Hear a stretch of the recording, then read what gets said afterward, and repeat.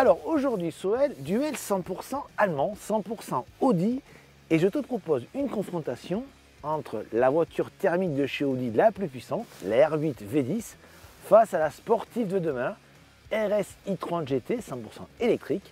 Et tu vas nous dire donc aujourd'hui si tu préfères le passé malheureusement ou le futur. Ok, on va voir ça. Après avoir confronté il y a quelques mois une Porsche 911 Turbo S à son pendant électrique la Taycan Turbo S, nous avons décidé aujourd'hui de renouveler l'expérience en mettant aux prises une Audi R8, modèle le plus sportif de la marque Osano, à la RS i30 GT, modèle électrique le plus performant du constructeur. Ce match est donc un duel entre une sportive d'aujourd'hui, mais aussi d'un temps bientôt révolu, face à une sportive de demain. D'un côté, la R8 est un coupé ultra sportif, strict de place, animé par l'un des derniers V10 de la production actuelle. D'une cylindrée de 5 litres 2, celui-ci implanté en position centrale arrière, développe 620 chevaux et dispose bien évidemment de 4 roues motrices. Comme on peut s'en douter, les performances de tout premier plan, avec un 0 à 100 km/h abattu en 3,1 secondes et une vitesse maximale de 331 km/h. Face à elle, la RS i30 GT, la version la plus radicale des véhicules électriques de la marque Osano. Ces moteurs électriques implantés sur chaque essieu lui permettent de bénéficier de 598 chevaux avec un pic à 646 chevaux, mais surtout d'un couple camionnesque de 830 Nm et bien sûr de 4 roues motrices. La vitesse maximale est limitée à 250 km/h, mais le 0 à 100 km/h est franchi en tout juste 3,3 secondes, soit des chronos proches de sa rivale du jour. L'heure du verdict est arrivée. Quelle est celle que va préférer notre pilote Soel Ayari? C'est ce que nous allons voir aujourd'hui sur le circuit de la Ferté-Gaucher.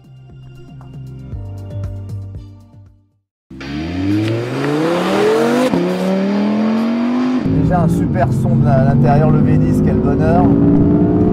4 roues motrices bien sûr. Oh, ça pousse.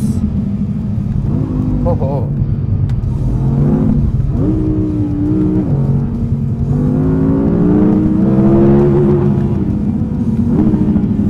Alors, bien. Alors, très stable en entrée, mais bon, quand on rentre sur les freins, on arrive à la faire venir, c'est très sympa. Voilà. Aïe. Alors tout de suite, on est, là j'ai touché le limiteur en montée parce que avec les watts qu'elle a, ça vient tellement vite. Oh, merveille, ça vient tellement vite qu'on touche des fois le limiteur. Oh, aïe. Alors, j'adore.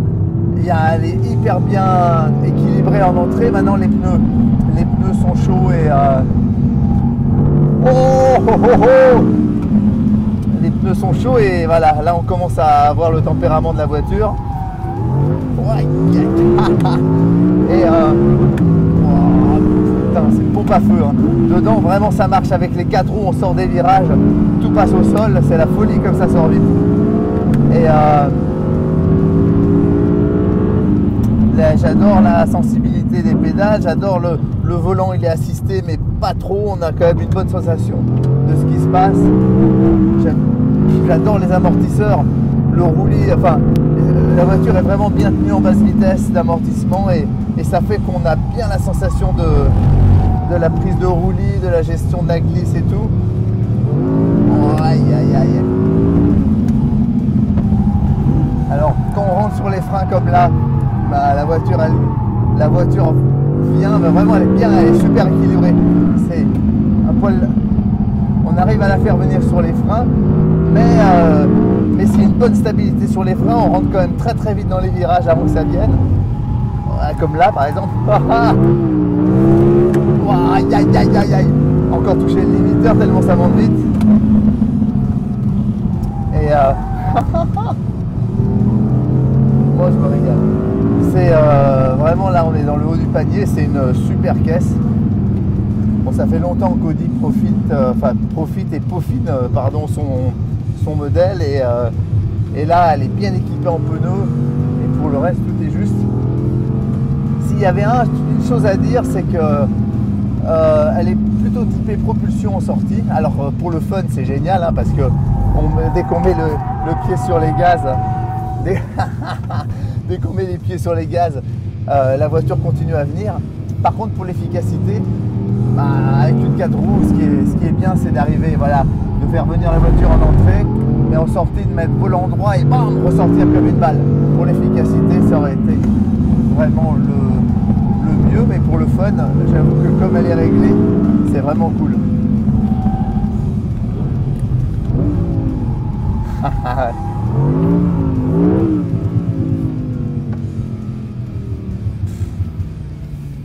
Bah, merci Audi de continuer à faire des voitures comme ça parce que quel pied à rouler, hein.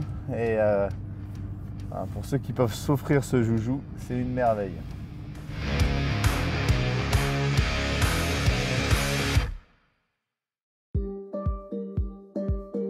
Alors, tout de suite, il manque le bruit du V10, mais on entend le bruit d'électrique, beaucoup de bruit de roulement, beaucoup de bruit de pneus. Alors la voiture a tendance là tout de suite à sous-virer pas mal, même beaucoup. En voyant un peu, donc c'est hyper bien suspendu par contre, mais ça sous-vire tout le temps déjà. Alors il y a, je vais tout droit là. Alors que dire, déjà ça tourne pas bien, en tout cas pas sur les freins, pas de frein à main, je sais pas comment on va faire, mais bon, on va trouver. Et à voir. Bon, en tout cas il y a des watts, hein, 640 chevaux, 82 mètres kg de couple. Ça marche, il y a des freins énormes, des routes 21, tout est rempli par des freins. Je sais pas si j'arriverai au bout de ces freins, mais en tout cas, il va falloir freiner parce que ça tourne pas.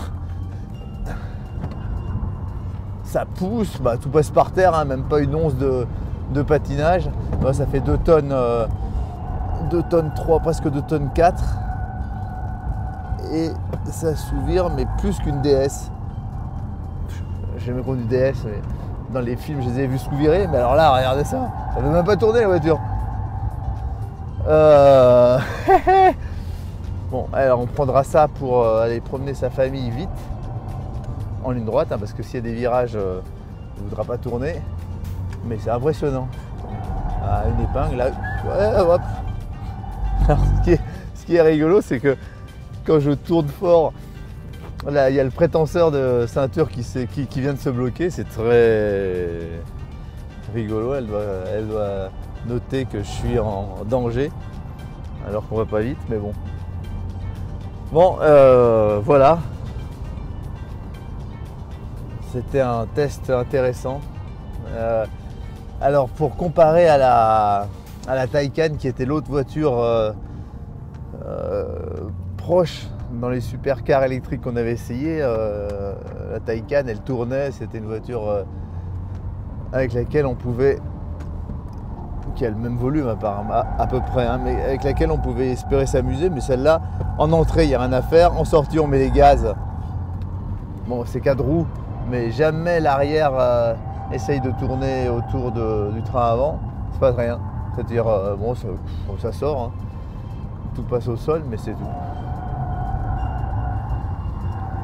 Bon, alors, ceux qui aiment conduire, j'ose même pas dire piloter, c'est pas la voiture pour vous. Après, pour se promener confortablement avec sa famille sans faire de bruit, c'est génial. Parce que franchement, le confort est inouï. Bon, là on est sur un circuit à peu près plat, mais même les vibreurs, quand je passe dessus, je les sens pas. Pour ça, c'est bien. Voilà. Donc Soel, je sais que c'est bientôt Noël. Alors, quelle est la voiture que tu as demandé au Père Noël? On l'a sous les yeux. Alors, j'ai été enchanté, hein, la voiture. J'avais essayé les modèles précédents, mais vraiment, celle-là est encore plus aboutie. Et j'ai adoré tout, hein, le moteur, le bruit de ce V10 qui est incroyable, qui pousse du début à la fin. Et un gros couple, hein, pour un moteur Atmo. Maintenant, on est de plus en plus habitué au turbo. Et cette mélodie est Vraiment, la voiture est bien réglée et vraiment hyper fun à conduire. Donc moi j'ai pris mon pied et il faudra encore un peu de temps à ce que l'électrique arrive à ce niveau.